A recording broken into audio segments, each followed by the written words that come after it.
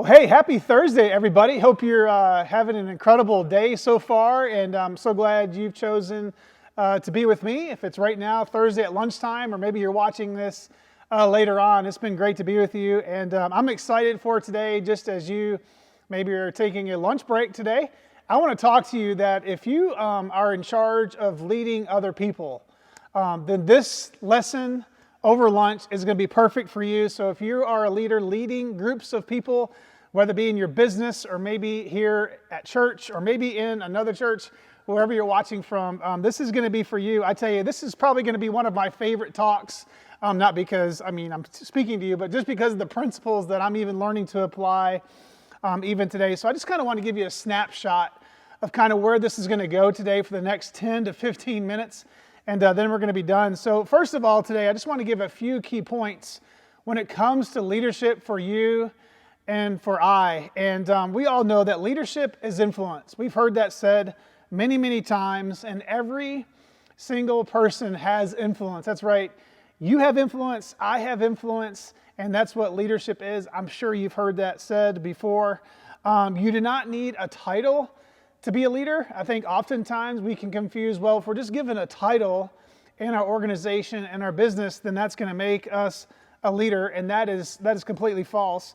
Leadership is always going to be about trust, and it's always going to be about influence. Trust and influence is so important. And also, as leaders, we can make excuses or we can make a difference, but we cannot make both. Either we can make a difference or we can make an excuse, but we cannot do both. And of course, as leaders, we want to make a difference.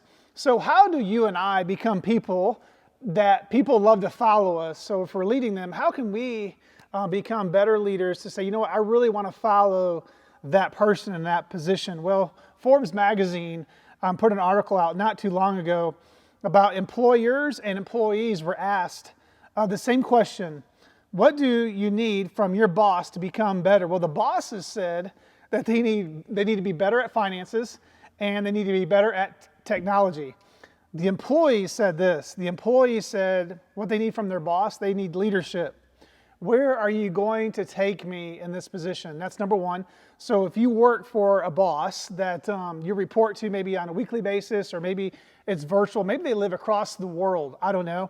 But here's what Forbes said. They said employees need leadership from their bosses. Where are they going to be taking them next in their journey of leadership? And then number two, emotional intelligence. How are you treating me? That's a very, very big deal right now, y'all, particularly in a world we're living in, is that's what employees need from their bosses, from their leaders, is they need to know the emotional intelligence is, how are you treating me during this season, or maybe even as things begin to kind of transition in our country today back to business. And so today, as a leader, there's a big difference between being respected and being popular. Do you ever meet people who think that just because they're popular means they're a great leader? And that's completely false. You may be popular if you are respected, but you'll never be respected if you're only popular. Let me repeat that. You may be popular if you are respected, but you'll never be respected if you are only popular. So 3 things you feel under a good leader. 3 things you're going to feel under a good leader. So here's what you should be feeling if you believe you are in the right spot in your position, whether it be at church, leading a group of people, whether it be in your business. Here's how you know if you're in the right spot. You're going to feel valued by the people you work for, people you work with. You're going to know you're in the right place if you're feeling valued by them. Number 2, you're going to feel inspired to be around people that you're working with and working for. You're inspired by them. And then, of course, number 3, you're going to feel empowered. So here they are. You're going to feel valued, you're going to feel inspired, and you're going to feel empowered. And so now I want to kind of give you 3 things. If you're taking notes, 3 things that you can create an environment where people are going to feel those things that I'm talking about. So number 1, if you're taking notes, please take notes. It's going to be great. There's only 3 of them. I got about 6-7 minutes left with you, and that's it. So number 1 is you and I, we have to have a heart to care, a heart for care. You'll never be a leader that others love to follow if you aren't a leader who truly loves people. As leaders, you have to have a heart to care for people. So here's some words that you can begin to use in your language to have a heart to care for people is, here's the 4 words, is I notice, and the other 2 words is you matter. I notice and you matter. Those 4 words, I notice and you matter, reveal a person that has a heart and cares for other people. Appreciate people more than you should, and then double it. So to have a heart to care for people is appreciate them more than you should, and then double it. And some leaders will make you think that they're really important, however, but the best leaders will make you know that you are important, that you are important into the life of the organization and where you work. So number 1, you got to have a heart to care for people. If you're taking notes, number 2 is we need a passion to inspire. Do you ever meet people that just when you're around them, they inspire you to go beyond where you're currently at, maybe in your position at work, or maybe you're leading at church, wherever it may be, is they have a passion to inspire you to keep going. And here's what I mean by that is, there's a difference between inspiration and motivation. So you can find inspiring people and motivating people, like a coach, for example, could be very, very motivating, but they also can be inspiring. Here's the difference. Motivation is pushing people to do something they don't want to do. That's motivation. You're pushing somebody that they really don't want to do. Inspiration is this. It's pulling out of them what is already there. Yeah. Motivation is pushing somebody that they really don't want to do. And inspiring them is pulling out of them what's already there. That's the big difference here today. And employees who describe themselves as inspired are twice as productive. If you get inspired at your job, you're going to be twice as productive. So if you're leading people in your job, inspire them, and they're going to be more productive. Humility inspires.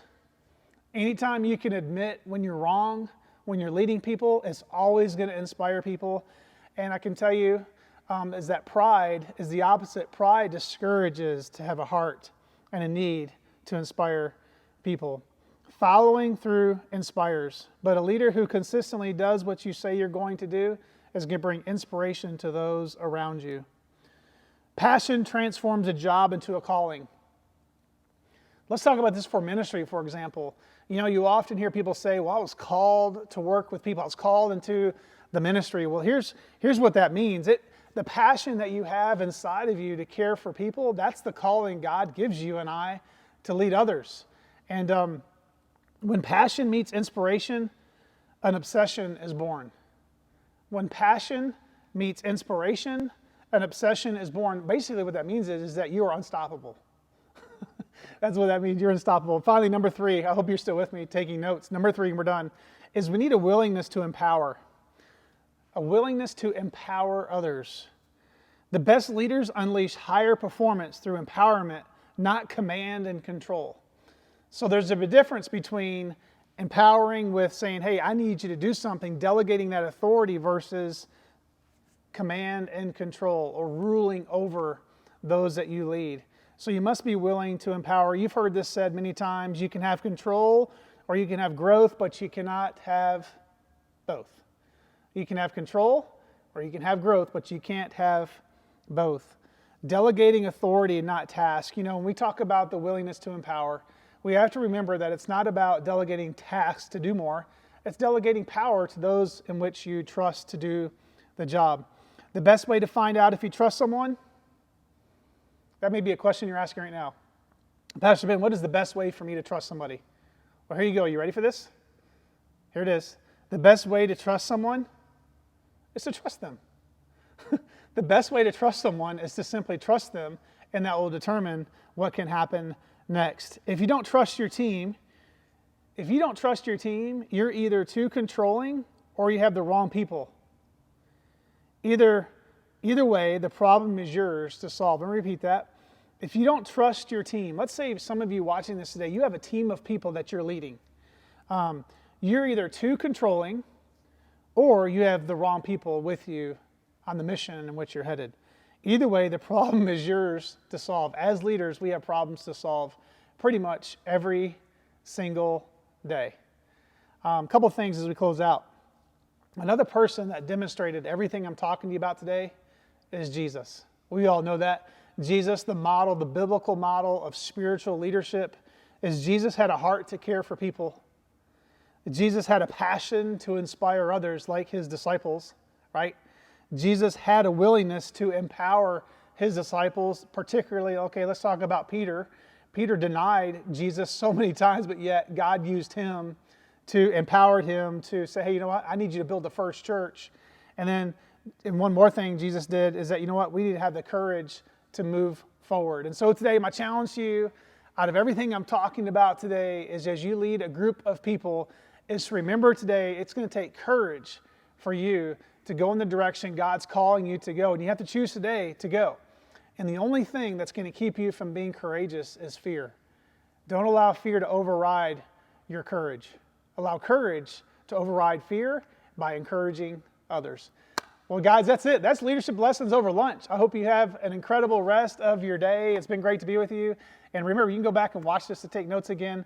But again, I just pray that you have just an incredible rest of your Thursday and a great weekend. And we'll hopefully see you soon. Take care.